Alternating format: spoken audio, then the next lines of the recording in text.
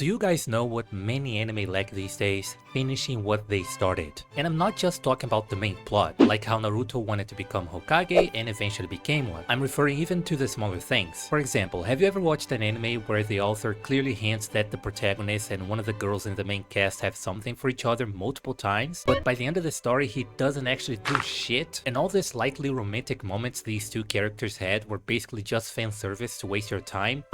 The thing is, a lot of big anime out there are afraid of starting a subplot and giving it a proper conclusion, and bro, that drives me nuts. And when I rightfully go on Reddit to find out the people trashing the anime I just watched, I see people saying, well, writing a satisfying ending is so hard, man, you don't get it. Nobody. It isn't. Unless you're writing one of the most complex pieces of fiction ever written, it's not hard to give a somewhat decent ending to your story. There are two characters you've shown multiple times that like each other, do something with them. There's a clear promise you make at the beginning of the story, fulfill that promise, homie. And that's exactly why I respect today's anime so much. Villainess Level 99. I may be the hidden boss, but I'm not the demon lord. Alright, hear me out. Based on the long ass name alone, it may sound like a generic anime where the protagonist is OP. And that's exactly what it is, I'm not gonna lie. But unlike many other anime these days, this one actually gives a proper conclusion to each of the problems it raises at the beginning of the story, with just 12 episodes. Meanwhile, Fairy Tail with more than 300 episodes couldn't even make Natsu and Lucy date. Buddy, this girl has been in love with the MC for more than 250 episodes. And our protagonist this time is a girl. That's so rare, isn't it? Honestly, I wish there were more female protagonists in anime. I mean, my favorite protagonist is Fran from Reincarnated as a Sword. Alicia is the protagonist of this romantic RPG called Light Magic and the Hero. Despite being a commoner, she becomes a student at the Royal Academy after they find out she has light magic, which is extremely rare and effective against the kingdom's greatest enemy, the good old repetitive recycled to death demon lord. But before arriving for her first class, she stops at a local's house to heal an old lady, which causes her to be late and find the academy gate closed, or rather being closed by this guy called Oswald. He's the kind of person who follows every rule and law, even if they don't make sense in a situation or are straight up bullshit. So he tells her she's not getting in because she's like 30 seconds late or something. But he's not completely evil. He tells her there might be an alternative route to get inside if she jumps over a broken wall on the side of the academy. So she says this. それじゃあオズくんで。オズくん Damn bro, already? Our goody two-shoes protagonist gets to the wall and there's already this guy jumping over it. His name is William, by the way, and based on his design alone, I already assume neither I nor you guys would give a damn about his backstory, so let's skip it. Alicia and William jump onto the roof, chat about some background topic that flew right over my head, and then fall through a window. And how do you even fall from that height and not get hurt? Alicia falls right onto the third romantic interest, Edwin, the second prince of the kingdom. But do you guys remember when I said all this is just a game and Alicia is this game's protagonist?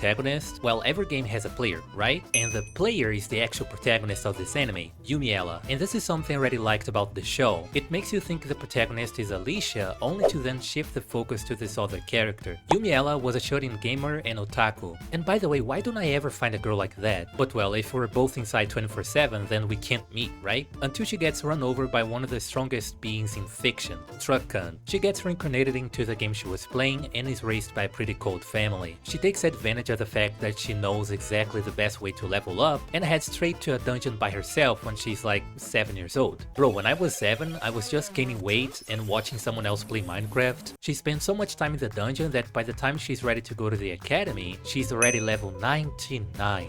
Okay. She goes to the academy, but there is just one problem. Almost nobody likes her. Do you remember the anime's name? I may be the hidden boss, but I'm not the demon lord. She is the hidden boss, who's supposed to betray Alicia once she defeats the demon lord. So it's like the game system, I really don't want to say the word system ever again. The system has some influence on how people perceive her, basically. Another factor is that she's level 99 and has black hair, which is looked down upon in this kingdom. So many people think she's hiding some dark secret. In Alicia's case, it's kinda understandable because this is what she sees when she looks at Yumiella. And as for Alicia's 3 romantic interests, well, they're just jerks. They keep trying to make Yumiella's reputation even worse. Edwin straight up accuses her of being the demon lord in public. How can they be this dumb, bro? But well, in their defense, they do get better over time and start seeing the protagonist differently. Yumiella even says they're just teenagers at the end of the day, just like everybody else in her classroom. I'm sorry, are you saying this 21-year-old looking dude is actually 16? Like, How? And all this hate towards the protagonist starts when the characters are doing the good old let's check everyone's level so we can all get impressed when the protagonist turns out to be level 9999. But can I be honest with y'all? I like this trope. Yes, I like to imagine myself as an OP protagonist. How did you know? Also, I don't know why, but I found it funny when everyone got surprised at her level and one guy just went Yumiella is basically this shy, overthinking, expressionless girl who is always mistaken for a wall.